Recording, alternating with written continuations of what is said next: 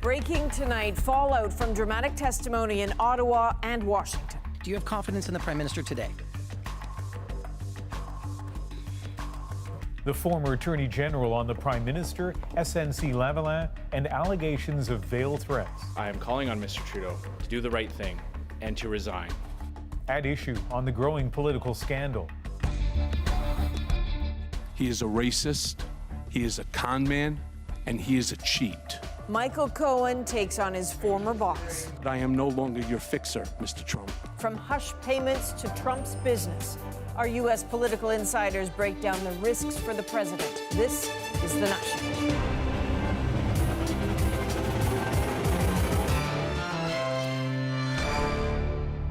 It has been a day of explosive testimony on both sides of the border with serious implications for Justin Trudeau and Donald Trump. Tonight we'll have special coverage on both stories beginning in Ottawa, where after weeks of silence, Jody Wilson-Raybould told MPs and Canadians her side of the SNC-Lavalin affair. Here's what we learned today. The former Attorney General says 11 people pressured her for 4 months to intervene in the criminal case against the engineering giant SNC-Lavalin, including staff in the PMO, the clerk of the Privy Council, and the Prime Minister himself. She says the pressure was not just about jobs, but also the 2018 Quebec provincial election. And she believes she was shuffled from her own job for resisting that pressure. The Prime Minister sees it differently. I therefore completely disagree with the former Attorney General's characterization of events. Tonight we're digging into this complex political story. We'll break down Jody Wilson-Raybould's testimony and how the opposition is reacting, including a call for Justin Trudeau to resign, and a special edition of At Issue to sort through what all this means for the government. Let's start with the former Attorney General's explosive allegations. She spent 3 hours and 35 minutes describing in detail how she says she stood up against her colleagues and her boss. David Cochran takes us through her tell-all in front of the Justice Committee.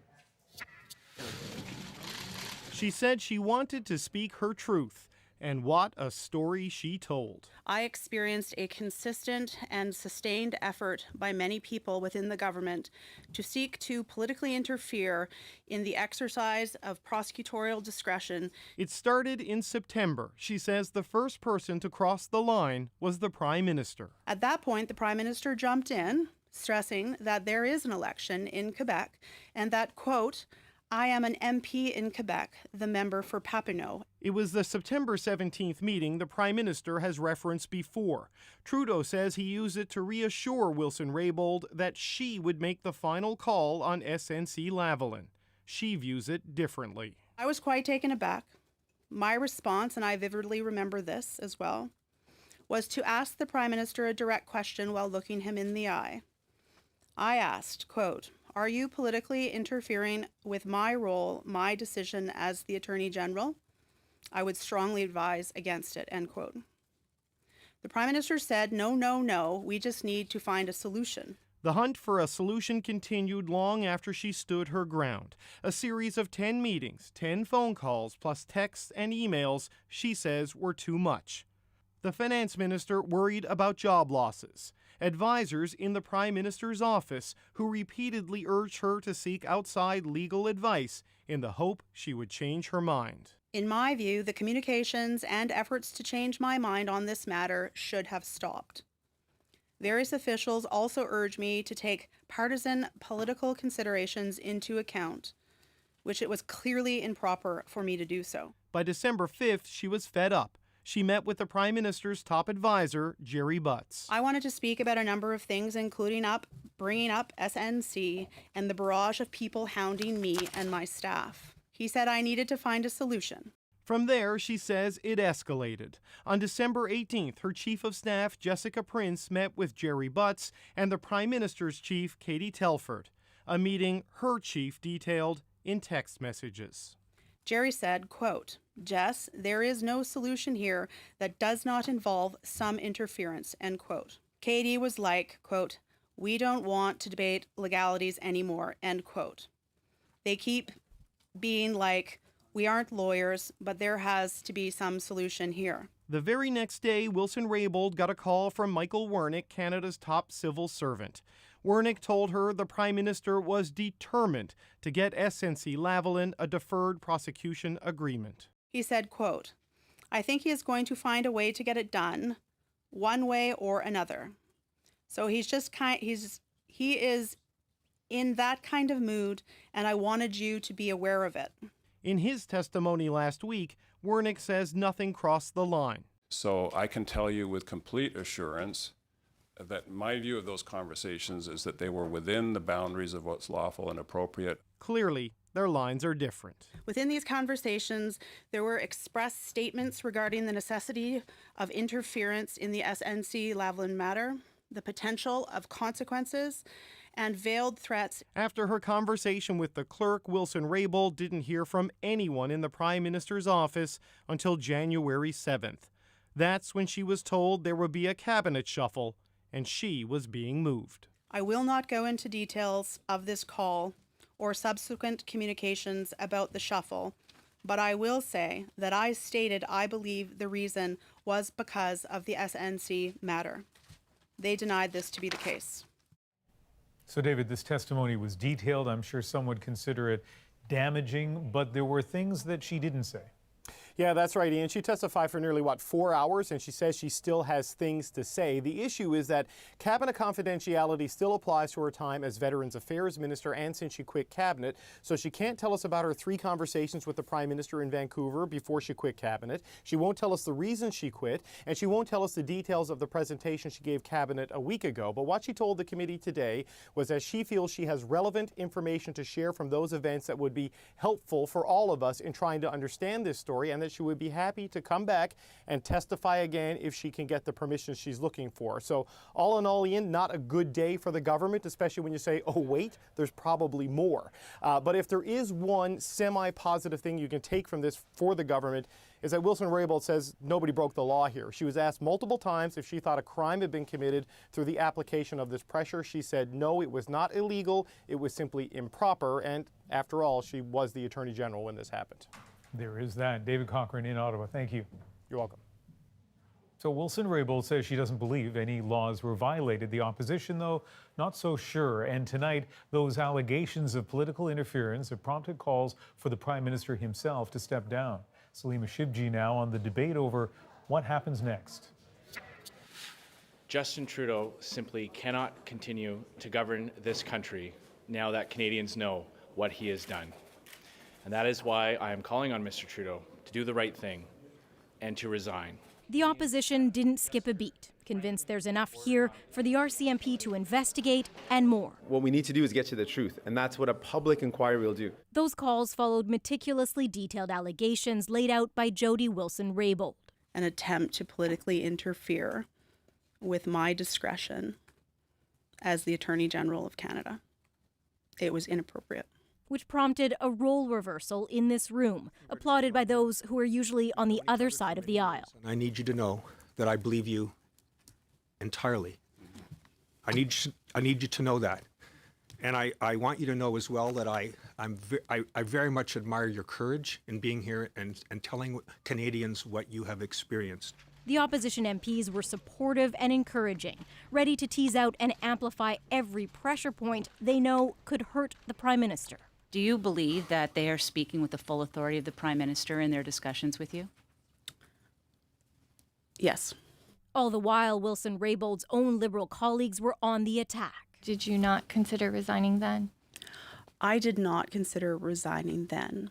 I was, in my opinion, doing my job. Did you not have an obligation to raise these concerns with the Prime Minister, to call him or write him? I did raise the inappropriateness of the conversations. Do you still have confidence in the Prime Minister today? I'm not sure how that question is relevant. Relevant, though, for the Prime Minister. Busy tonight thanking this crowd of volunteers who helped his party win this week's by-election in Outremont, in vote-rich Quebec, also home to SNC-Lavalin. I strongly maintain, as I have from the beginning, that I and my staff always acted appropriately and professionally, and therefore I completely disagree with the characterization of the former Attorney General about these events. Testimony that will give the opposition fodder for weeks, but one which certainly made members of her own caucus very uncomfortable. I was elected as a Liberal member of Parliament, and that hasn't changed. With Wilson-Raybould's continued assertion, she's a Liberal first and foremost. Salima Shivji, CBC News, Ottawa. So where does this leave the government tonight? We gathered the At Issue gang for a special Wednesday night edition. Chantal Lebert is in Montreal, Andrew Cohen in Toronto, and Althea Raj is in Ottawa tonight. So all of us were sitting there, whether in person, as you were, Althea, or the rest of us watching on television, didn't move for more than 3.5 hours. And Chantal, let me begin with you. What was the headline from what you saw today? Terrible day for the government, probably worse even if they were bracing for a bad day. And what I found most striking about the detailed testimony of the former Attorney General is how she took pains to place the Prime Minister at the center of the action. Andrew? It was credible. This wasn't just he said, she said. This is backed by contemporaneous notes, verbatim text messages, and it was much more than just an individual minister or official giving her an ambiguous remark. This appeared to be much of the senior stratus of the government, not just involving jobs, but explicitly on partisan basis. I cannot think how it could be more damning. And the Prime Minister's response that, well, I just disagree, is really not much of a response at this point. This is an absolutely extraordinary attack on the government, and they have yet to come up with a serious response. And Althea, the headline for you? Well, it was obviously a very bad day for the government, but there's a couple of unanswered questions that her testimony brought forward, and I think that there are certain things that have become very, very clear. Number one, the government has no idea how to handle Jody Wilson-Raybould, and this has turned into a weird game of chicken. So a lot of people, I'm sure, wondering what the political impact of this testimony might be, and no one knows for sure. It's only been a matter of a few hours, and I guess it plays differently in different parts of the country. So Chantal, on this, I'd also like to start with you. What's your prediction of what the impact will be? Oh, I think the government today saw any chance that this is going to go away before the next election fade into the distance. Yes, there are differences of opinion on whether the government should have intervened to get SNC-Lavalin off the hook of a criminal trial. But the issue today is different, and it is sustained pressure on the Attorney General to do something once a decision is taken. So that frame will not help Mr. Trudeau anywhere in the country. He's got to hope, if he throws himself at the mercy of voters, that they will decide that it still makes him someone that they can re-elect as Prime Minister. You know, Andrew, on the one hand, I wonder if maybe this is, could this be only a couple more days of bad headlines? On the other hand, this story keeps on surprising us. It has for the last 10 days or so. What's your sense of that?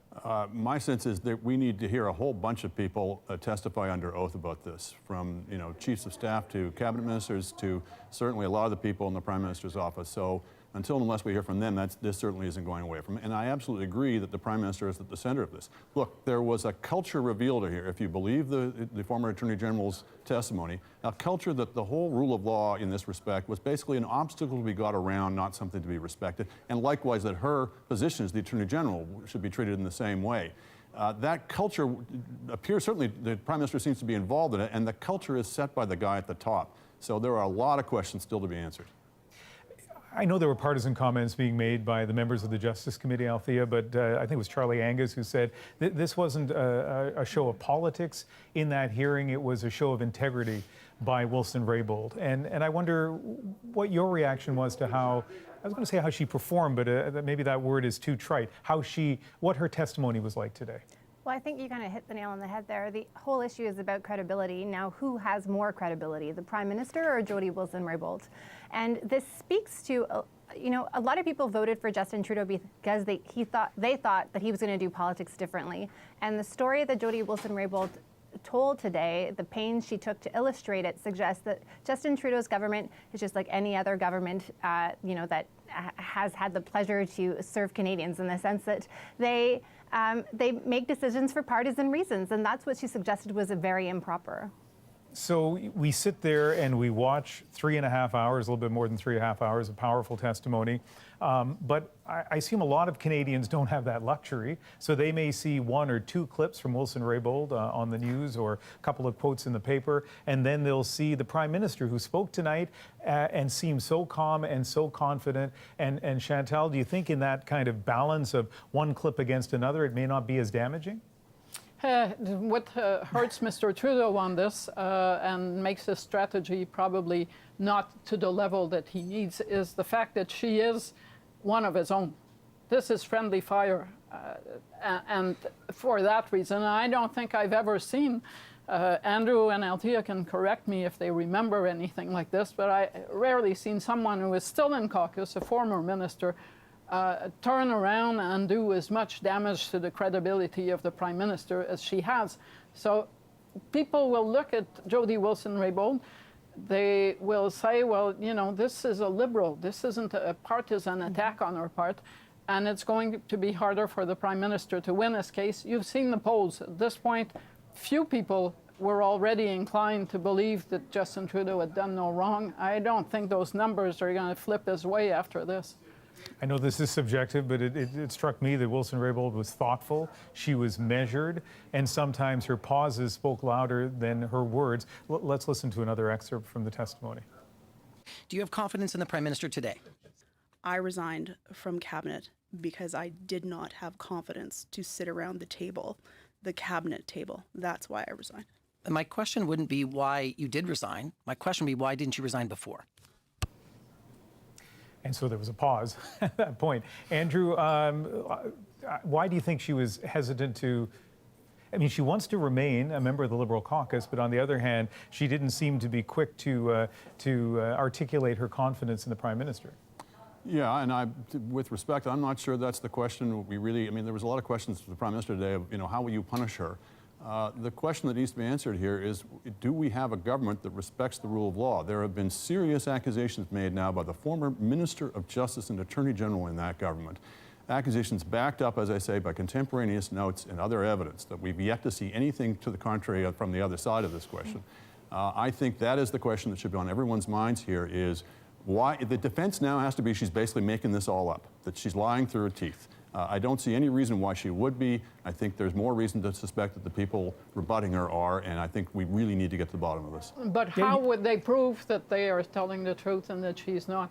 Well, I get your I'd like point. to see them start offering some evidence. I suspect that they will stonewall now. But, you know, Andrew, I think you make a really good point. Althea, I'll go to you on this. Like, we talk about political implications. This is a political story. And as, you know, Wilson-Raybould herself says, she doesn't think anything illegal happened. But as you suggest, Andrew, this speaks to kind of one of the fundamental principles of how an Attorney General ought to be able to do her job or his job, which is to be free of political interference. So, Althea, speak to that kind of core issue for a moment. Well, I think it's possible that both sides are correct. I mean, they both think that what they've and how they acted was appropriate.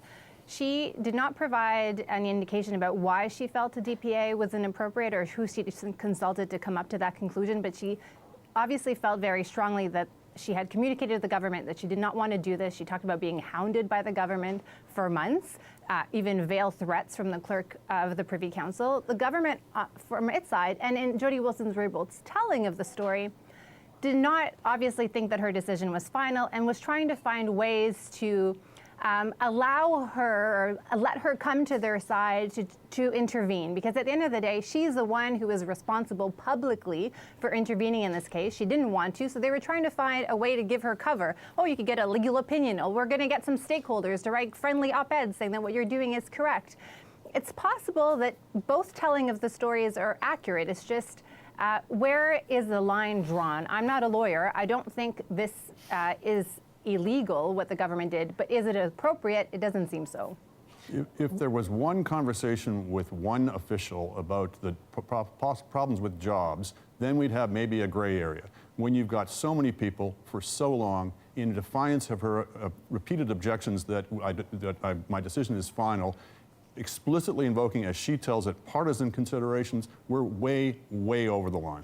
And Wilson-Raybould says it's not just the repeated references to jobs, it's also the fact that the Quebec election, the provincial election, and, political considerations as well. We have literally, Chantal, 30 seconds, so last word to you.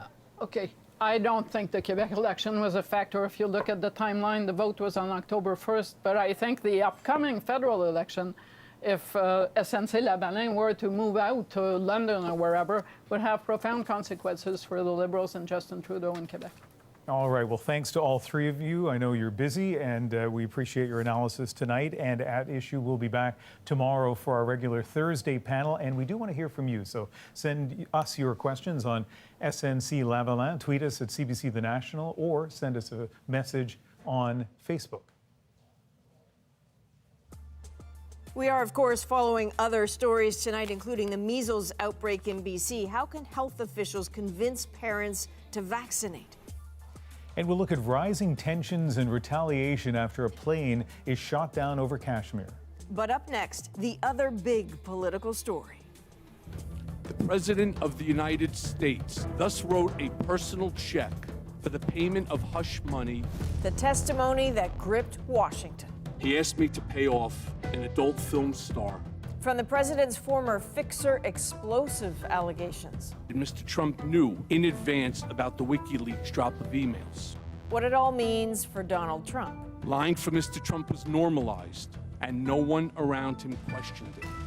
We go in depth next on The National.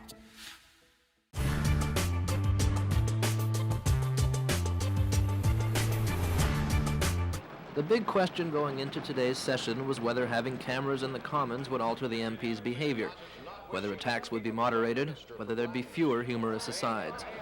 Joe Clark's opening question to the Prime Minister showed no lack of aggression. Since the Prime Minister and the government's forecasts in its last two budgets have been dead wrong concerning economic growth and job creation, will the Prime Minister tell the House right now what specific programs his government will introduce this month to bring jobs to the more than 1 million Canadians who are out of work today because of the policies of this government? But it was the Prime Minister who was really the first to take off the gloves. This calls for more than just bland statements by the Leader of the Opposition. And then later to some heckling by George Hees. I don't know if the member of Prince Edward Hastings thinks he's on camera, but he's not.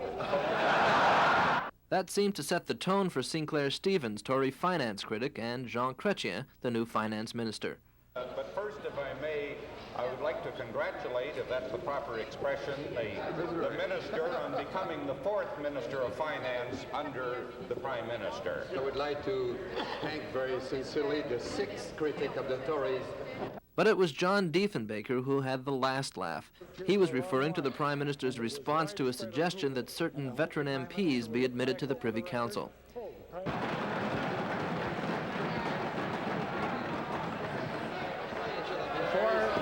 Before the Prime Minister came here. And his lack of knowledge of the subject is therefore understandable. For the moment, at least, the cameras seemed to have less of an effect than they might have. Everyone was clearly conscious that they were there, but there was less playing to them than might have been anticipated. That all may change, of course, as MPs get a sense of how they're coming across and decide whether or not they like the image they're conveying. Mark Phillips, CBC News, Ottawa.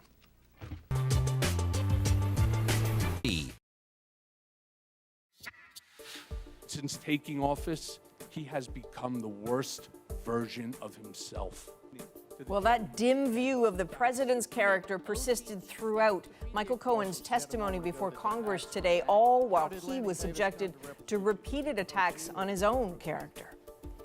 Donald Trump's former attorney testified for hours before the House Oversight Committee, making many serious allegations against the president, some of them familiar, not all of them backed up by evidence. Here's what we learned today. First of all, I want to say thank you all for being here today. Cohen accused the president of potentially criminal behavior. He presented checks signed by both Donald Trump Jr. and the president himself while in office, reimbursing Cohen for an alleged hush payment to Stormy Daniels. Cohen also testified that Trump knew ahead of time about the leaked Democratic emails released by WikiLeaks during the campaign, and he suggested federal prosecutors have launched another investigation of the president not yet made public. Tonight, our Keith Bogue will examine Cohen's credibility and the Republican strategy to defend the president, while our U.S. political insiders will look at where this leaves the White House. But first, let's go deeper into the testimony itself. It wasn't just what Cohen said, it was how he said it. Called by some Trump's fixer, by the courts a fraudster, and by Trump himself a rat. Cohen painted an intimate portrait of the U.S. president for those willing to believe it. Paul Hunter takes us inside the committee room to pour through his testimony. I am ashamed of my weakness and my misplaced loyalty, of the things I did for Mr. Trump in an effort to protect and promote him. Michael Cohen with a stunning and blunt assessment of his former boss, Donald Trump. He is a racist, he is a con man, and he is a cheat. Under oath on Capitol Hill, Trump's former personal lawyer and keeper of secrets let loose on effectively everything. Donald Trump is a man who ran for office to make his brand great, not to make our country great. He had no desire or intention to lead this nation, only to market himself and to build his wealth and power. Cohen, who will soon be jailed for lying to Congress at an earlier hearing and lying about other crimes, says he regrets that. But today he underlined, indeed, he did lie for Trump, as directed by Trump often. About hush money for Stormy Daniels, about Trump's business dealings in Moscow, about Trump's finances broadly. On Trump's character, you have heard him call poorer countries shitholes. In private, he is even worse.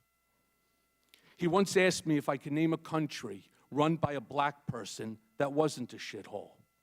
This was when Barack Obama was president of the United States. Ugliness aside, some of Cohen's allegations may mean legal trouble for Trump, suggesting there's been bank fraud, insurance fraud, and campaign finance violations. What's more, is there any other wrongdoing or illegal act that you are aware of regarding Donald Trump that we haven't yet discussed today?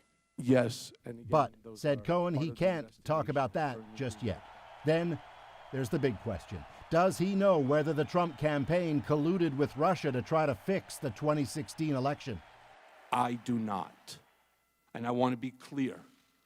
But I have my suspicions. But the dots, he said, do seem to lead in that direction. And he told lawmakers Trump got a heads up on the release of those stolen Democratic emails that summer that so damaged the Clinton campaign.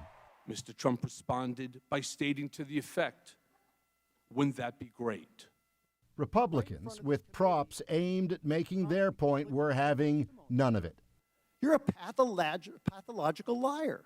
You don't know truth from falsehood. Sir, I'm sorry. Are you referring to me or the president? Hey, this is my time.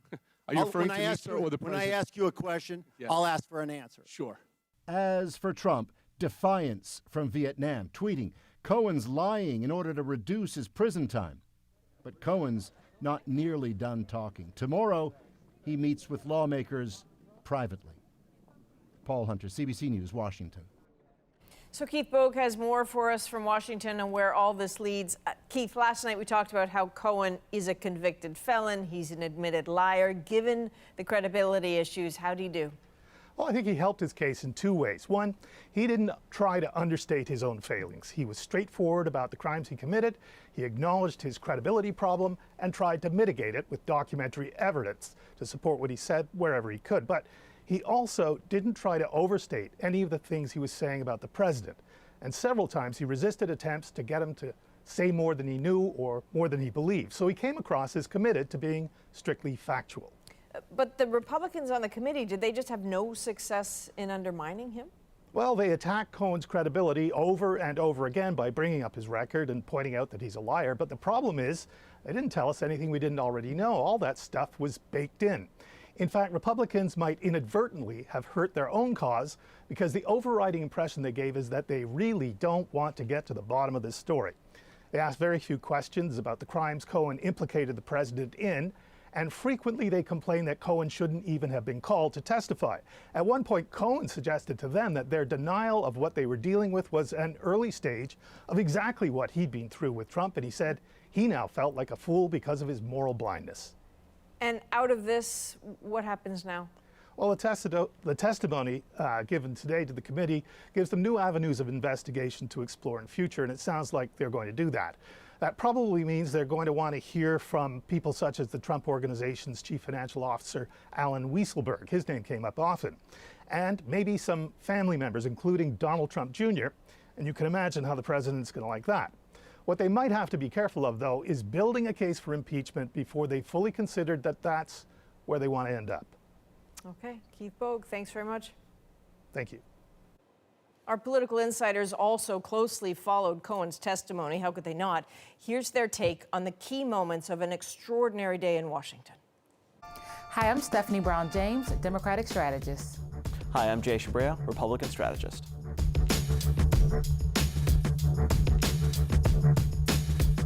Mr. Trump put Mr. Stone on the speakerphone. Mr. Stone told Mr. Trump that he had just gotten off the phone with Julian Assange, and that Mr. Assange told Mr. Stone that within a couple of days, there would be a massive dump of emails that would damage Hillary Clinton's campaign. Mr. Trump responded by stating to the effect, "Wouldn't that be great?" This was a real pivotal moment in the testimony today because two things. One, it shows that President Trump has a pattern of not telling the truth. When he gave his interview to the New York Times, where he said that he had no knowledge about the WikiLeaks, that shows that he is not telling the truth, according to Cohen. And then number two, Roger Stone is currently awaiting trial now. And so this has just far-reaching implications, and I think it really was a cornerstone of Cohen's testimony today. There's no doubt that that is going to be a PR nightmare for the Trump administration. But the question is going to be, was there collusion? Does it rise to that level? And what you're going to find out in the coming days, in the coming weeks, is with Adam Schiff's investigation, with the Mueller investigation, if they'll answer that question.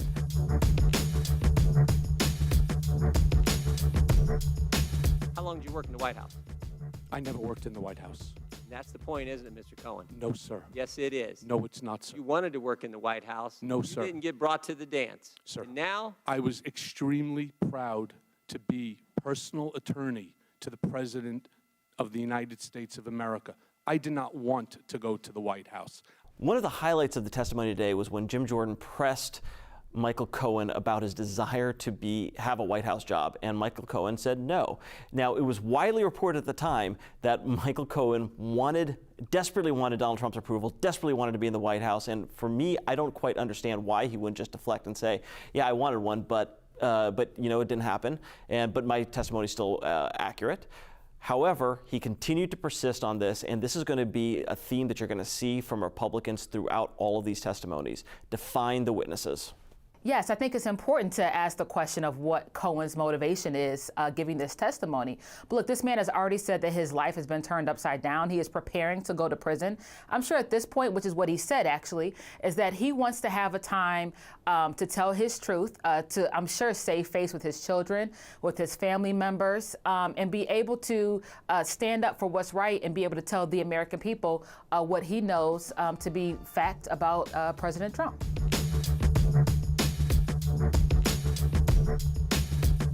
All I wanted to say is I just find it interesting, sir, that between yourself and your colleagues, that not one question so far since I'm here has been asked about President Trump. That's actually why I thought I was coming today.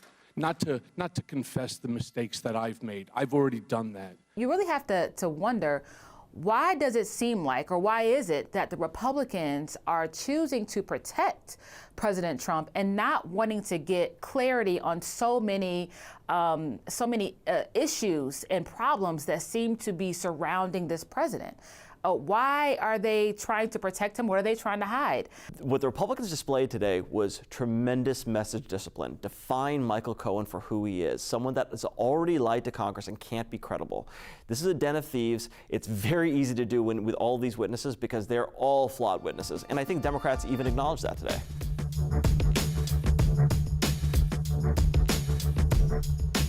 When was the last communication with President Trump or someone acting on his behalf?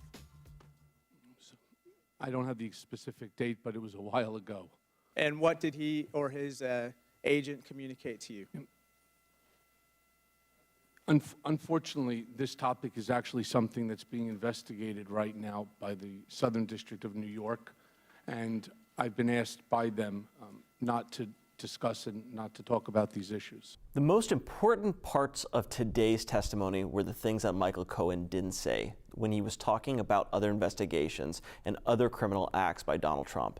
Now, there was not a lot of news broken today, just people confirming what they had already thought on both sides. But that part right there, that's going to be the nightmare for the Trump administration in terms of what is Robert Mueller looking at and what is he going to come out with in his findings. The fact that there may be more criminal activity that is uncovered through this investigation, I think is really jarring for President Trump. After today's testimony by Cohen, a lot of people are going to have questions about his validity, about the things that he said. But here's the thing to remember. This man worked in one of the closest capacity anyone could work for a person for 10 years. He was his personal attorney for 10 years. And so there is a lot of information that he knows that he's privy to where he should be taken seriously. Look, I think the real losers today continue to be the American people, because this is not the way things should be in Washington, but they've been too long and it's kind of degenerated into this. And there's truly grandstanding on both sides. Republicans will say that Democrats are wasting taxpayers' time, and Democrats are saying that Republicans aren't trying to find the truth. This is just a really, really sad day for America, and it continues to be. As we've heard, U.S. President Donald Trump is keeping an eye on Cohen's testimony from Vietnam. He's now entering a second day of meetings with North Korean leader Kim Jong-un. Right now, it's just after 9:30 in the morning in Hanoi with a full day of talks planned. I thought the first summit was a great success, and I think this one hopefully will be equal or greater than the first. And we made a lot of progress, and I think the biggest progress was our relationship. The two leaders are expected to discuss the denuclearization of North Korea, building on their first meeting in Singapore last year. A signing ceremony is scheduled for later in the day. It's not known, though, what, if anything, the two leaders will agree to. We're keeping an eye on the summit throughout the evening here on The National. Next on The National, health officials call it vaccine hesitancy. They say it is a global threat, so why are they having trouble getting the message out? It's surprising that it's 2019 and we're now looking at a virus that had all been eradicated.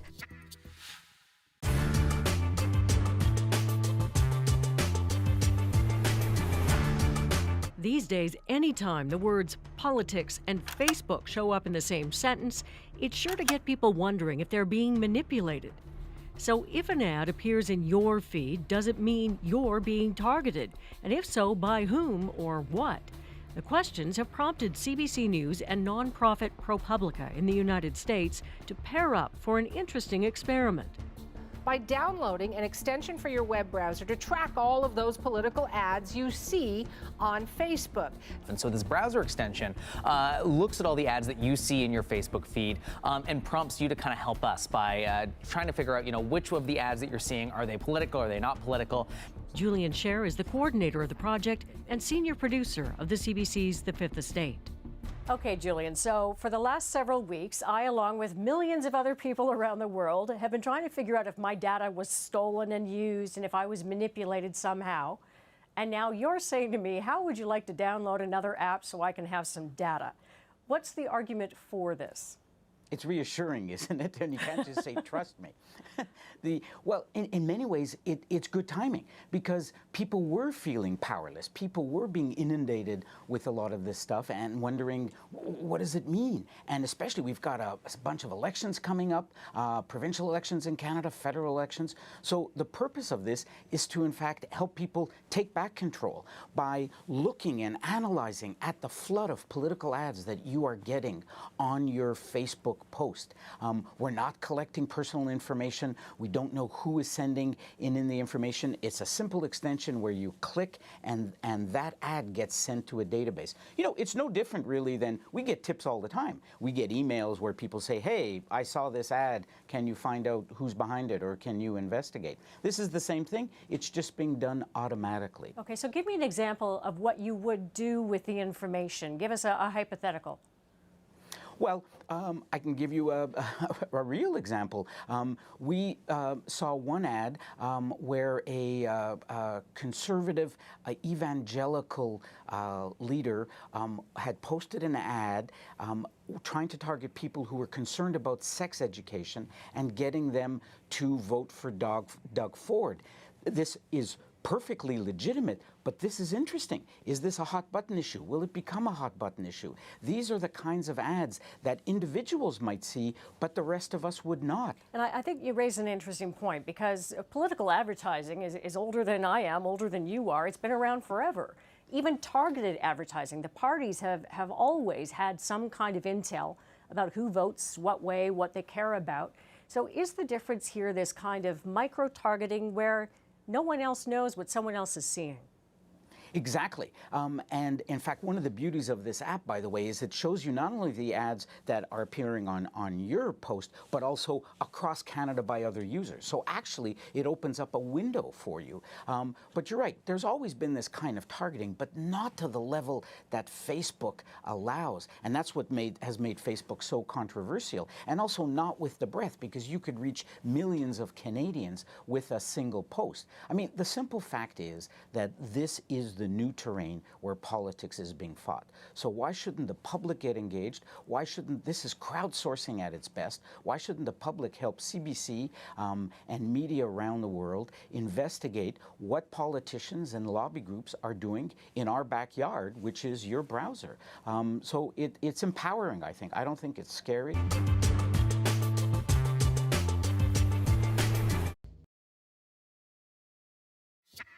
Disturbing and dangerous. That's how officials are describing these billboards in Toronto suggesting vaccines are harmful.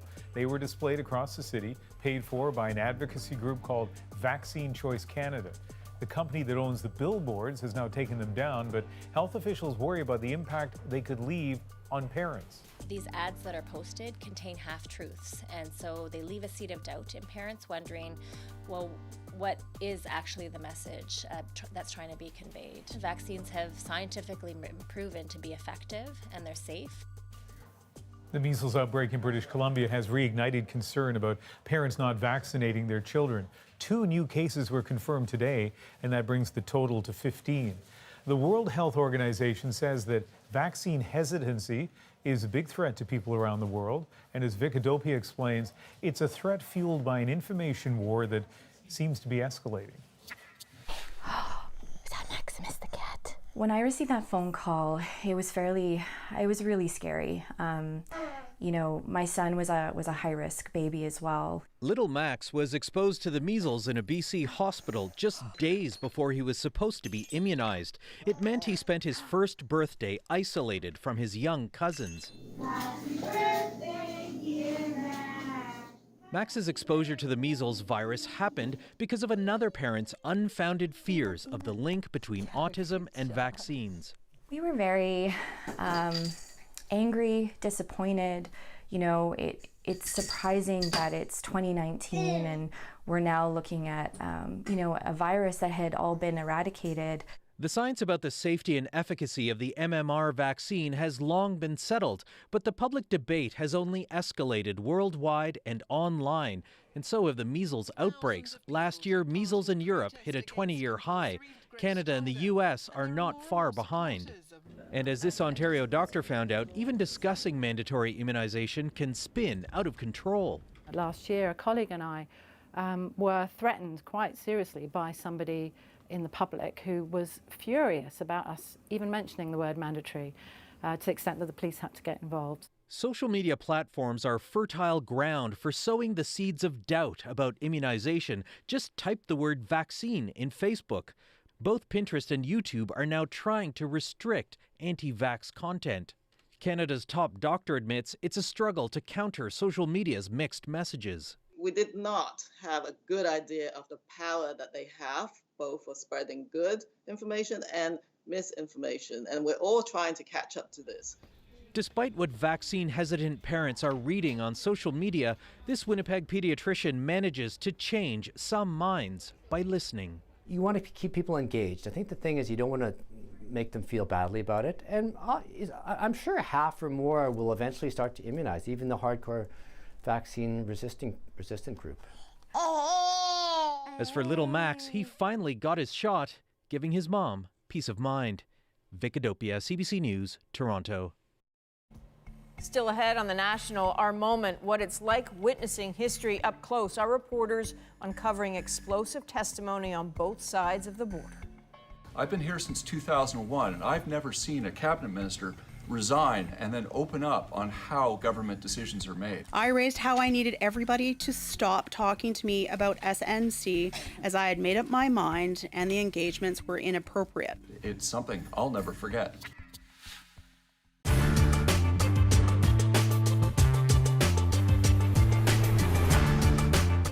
On your left, Jimmy the Iceman McNeil, who zambonis at the Brantford, Ontario Civic Arena. And on your right, Octopus Al Sabatka, who refurbishes the ice for the Detroit Red Wings. Fan voting has made them the leaders in the contest for Zamboni Driver of the Year. Detroit fans are even turning up way before game time to watch Al do his stuff. You know, I'm particular, so if I see anything that's wrong, a little chip of snow or something, you know, all that stuff matters a lot because a little snow can freeze and the guy hits it. Never know what can happen, you know? Al's been Zamboniing for the Red Wings more than 20 years and has built up a certain celebrity, especially among kids entranced by what this stately, monstrous, and gently comical machine can do. Wave at him. Wash, scrape, squeegee, resurface, and smooth all at once. The kids compete to drive around with Al between periods. And they learn that driving a Zamboni is no quick study. It's a science and an art that can take years to perfect. And going through all the gold creases all the time, you always have to lay a little extra water down, but that's where you wear it out. Red Wing players like Brendan Shanahan appreciate that Al can almost tailor the ice to accommodate the fast-skating wings over a slower opponent. Al's very good, and he takes it personally. I mean, we see him a lot. I mean, everybody knows Al. We're able to go out and make comments to him. He'll know when there's a tough night, you know, in the playoffs, if it's a humid day, and he'll respond accordingly, and he'll ask the players after the game, what'd you think of the ice? But Shanahan is convinced that small-town Canadian arenas usually have sounder quality ice than large, overheated big league venues. They're usually better. They're actually more consistent and better because you don't have the temperature of a 17,000-seat arena to deal with. Which seems to suggest that the smallish Brantford Arena, about an hour's drive from Toronto, home to everything from junior B to kids hockey and pleasure skating, may soon have a hometown hero to brag about other than Wayne Gretzky. And it's fitting it should be McNeil, who's got Zamboni in his blood. His father was a Zamboni repairman. Jimmy graduated with a BA in history, but instead of an academic career, succumbed to the lure of driving a Zamboni. It was steady work in his hometown, and besides, it allowed him to deepen his appreciation of that wondrous invention. This is the snow chopper. Sometimes you can hear the snow pile up in the augers, and what you need to do is keep it clear so they don't plug up. If they plug up, it means a trip off the ice to thaw everything out, and delays are not a good thing when you're trying to keep the ice surface clean and keep the customer satisfied. It may help Jimmy's candidacy that the Canadian branch of the Los Angeles-based Zamboni Company is in Brantford, where they assemble about 100 of the 200 or more Zambonis sold around the world every year. The machine was the brainwave of Californian Frank Zamboni. Surprised he wasn't a Canadian. Frank was tired of the time and effort necessary to keep the family's pleasure skating rink south of LA in top condition. It's still a small family company with 3/4 of the world's ice resurfacing business. Hand-assembled machines selling for $7,000 to $60,000 for the top-of-the-line beauty, which isn't all that different an operation from the prototype Frank patched together himself in 1949. The design is basically the same as it is today. The Brantford plant is headed by Frank Zamboni's grandson, also named Frank.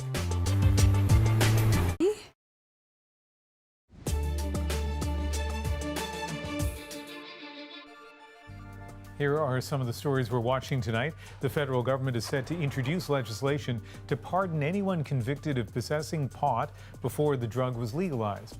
The Public Safety Minister, Ralph Goodale, tweeting the bill would provide no-cost, expedited pardons for simple possession of cannabis. The change would affect about 500,000 Canadians. In Cairo, at least 20 people are dead and dozens more injured after a train smashed into a concrete platform and burst into flames at a station. Many of the victims too badly burned to be identified. The driver allegedly stepped off the train to speak to another driver without pulling the handbrake, causing the locomotive to speed off. This is the worst rail accident in the country in 18 months. Egypt's transport minister has resigned over the incident. Now, tensions are rising tonight between two nuclear powers. India and Pakistan appear to be squaring off, trading escalating acts of aggression, and that has much of the world watching, understandably, with grave concern. Pakistan has shot down 2 warplanes belonging to India. Both fell in the disputed Kashmir territory, one on the Indian side, the other in an area claimed by Pakistan. Since becoming independent in 1947, these 2 nations have gone to war 3 times. And as Thomas Degla tells us, they're now trying to avoid making it a 4th. Setting fire to an explosive struggle. In Karachi, Pakistan, they celebrated their country facing down India and inching closer to war in the process. This is what torqued up tensions today. Indian aircraft apparently shot down by Pakistani forces in Pakistani territory. The Indian pilot was taken into custody. His photo then released like a trophy on display. It is demonstration of our capability, capacity, and will. In Kashmir, the depth of the conflict is matched only by the size of the mountains. India and Pakistan both lay claim to the region, and each state controls part of it. Tensions between neighbors again sparked up 2 weeks ago when Pakistani militants blew up a car bomb, killing 40 Indian troops. India retaliated with airstrikes of its own. India does not wish to see further escalation of the situation. Both sides are avoiding nasty rhetoric, fearing a misstep could cause catastrophe, considering these rivals are loaded with nuclear weapons. The level of tensions are very high, but the propensity to escalate quickly is equally dramatic. Bismillahirrahmanirrahim. Pakistani Prime Minister Imran Khan addressed his nation, inviting his Indian counterpart to talks. Problem is, India accuses Pakistan of harboring terrorists. Suffice to say, de-escalating this crisis might not be so easy. It is in the interest of terror groups to ensure that there is conflict between the 2 countries. At the top leadership levels, neither wants war or conflict. For now, security is ramped up and anxiety is growing. In a region that has suffered far too much violence, history could be repeating itself. Thomas Dagla, CBC News, London. This dispute has become a problem for air travel, especially for those flying on Air Canada. That's because it's among the carriers that has partially suspended service to India after Pakistan closed its airspace. Exhausted completely, whole messed up. I was grateful that they were considering the safety of everybody before anything else. I'm really tired now. From Toronto, A flight but it to was New forced Delhi to. left Toronto's Pearson Airport at 9:30 last night. It was halfway to India when it was forced to turn around. After 14 hours in the air, passengers were right back where they started. Anyone traveling to the region is being told to check the airline's website as well as travel advisories. Next on The National, we take you behind the scenes of today's big political stories in our moment. We all knew that Michael Cohen was going to slam Donald Trump today. Donald Trump is a man who ran for office to make his brand great, not to make our country great. It just says so much about...